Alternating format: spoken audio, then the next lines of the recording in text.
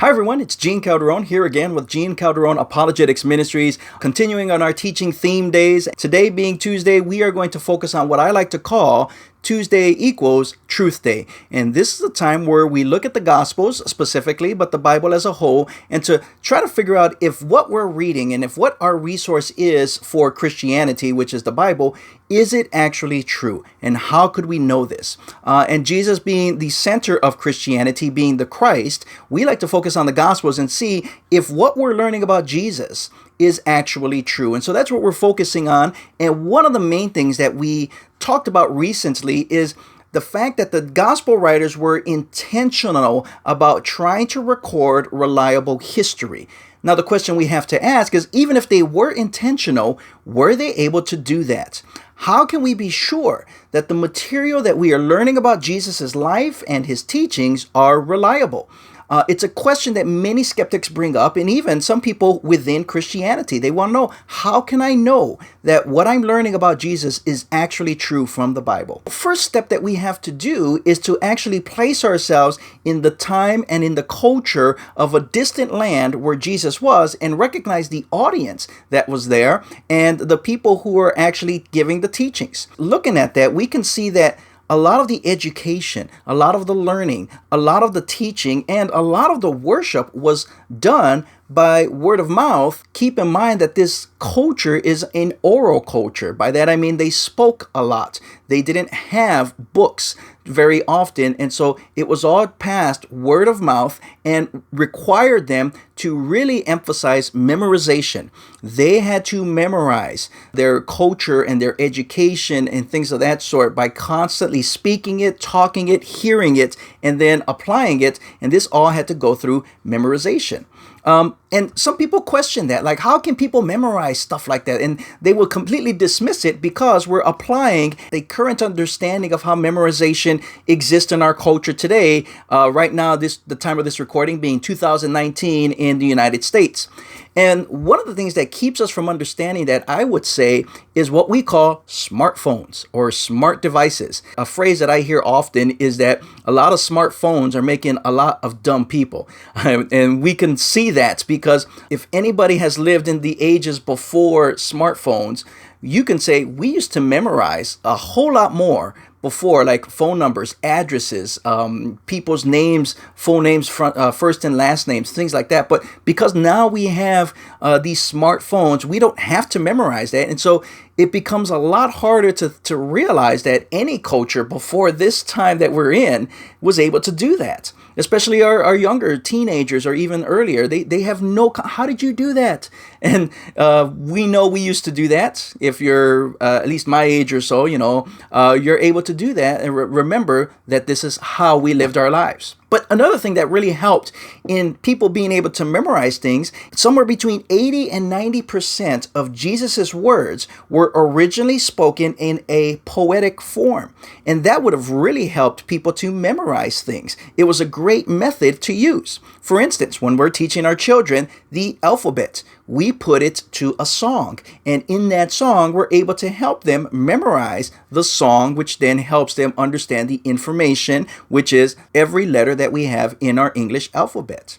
And so this is how memorization would take place. The community would be able to listen to messages and then pass it on. And also, they had the right to intervene when they heard somebody, like the teacher or a student, make a mistake when they were reciting the information. Again, let's go back to the alphabet. If I heard my child or someone else maybe teaching the alphabet and they said it wrong, I would have the right to step in and says, hey, no, that's not the correct order or that's not the correct way, and then correct them on that and continue the integrity of the teaching. Now, some skeptics has brought up the analogy of playing telephone, and that is when you get a whole line of people, let's say at least 20 people, and you whisper a phrase into somebody's ear. And then that person is supposed to take that one phrase that they heard only one time. You're not allowed to repeat it. And then pass that message on to the next person who is only allowed to hear it once, and then pass it on and pass it on and pass it on. The fun part of that game is waiting to see how messed up the message is by the time you get to the last person in the line. You want to see how different it is from the original message. And that's the fun part of the game. That's why we play that game in the first place. But that is not a good analogy for how information was passed on during the first century. If you wanted to do a correct or more accurate analogy of playing telephone to be able to see if they were able to preserve that message, it would have to go something like this.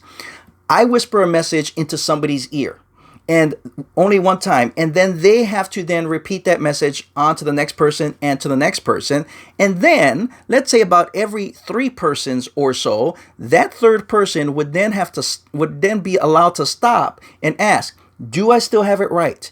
Am I still passing on the message accurately? And if they weren't, the original person could correct that message and say, this is the original way, this is the correct way, now continue. And then you go on for another 3 persons, and that third person can stop and say, do I still have it correct? If not, correct me so I can pass it on. Now, that totally ruins the game because you're absolutely going to get the correct message. And that is exactly how information was passed in the first century. If you got it wrong, or if you missed a major detail, the community that was there to see it, to hear it, and to be able to experience it would stop you and correct you before you continued passing on erroneous information or information that is just not accurate. And so the community would constantly monitor what was said and intervene and make corrections along the way. And this is how we preserve the integrity of the message, and the result would be very, very different than playing a childish game of telephone. So that analogy doesn't work. And it looks like the message could have been reliably passed on to the point where we have it today in writing. So I hope that helps as something to take into consideration. We'll continue looking at some of these aspects of how we know that not only did they intentionally try to keep it reliable, but maybe they actually did. And so far, it looks like it very well could have been very reliably restored. And we'll look at some more information on that. If you're interested in this, you can follow us on YouTube, Twitter, Instagram, Facebook, Gene Calderon Apologetics Ministries. I am a missionary serving with Ratio Christi at Purdue University Northwest. I also serve at Freedom Church East Chicago. I also serve at Lake County Rights to Life. And different events here in Northwest Indiana. Always willing to serve or to teach or to do any kind of event, maybe at your church or for your group. Just reach out to us and let us know that you'd be interested in some more of what we're offering on any one of these topics throughout the week. I do have different themes. Check them out. Look through the list and see if there's something in there that you like. Or leave a comment, leave a message. What are some of the things that you've heard about maybe why some people think we can't rely on what the Bible tells us, or maybe skeptical about that? We'll take a look at that and maybe put that in a future video. If not, we'll give a quick answer or even offer some places as resources for you to be able to look up. So take a look at that and keep on clicking subscribe, click the like button, hit the little bell on YouTube, or if you're watching this on Facebook, the YouTube channel will be linked down there, or continue to follow us on Facebook, where I will continue to upload some more of these videos as we teach more. Thank you all for watching. God bless you, and hope to see you again soon. Bye-bye.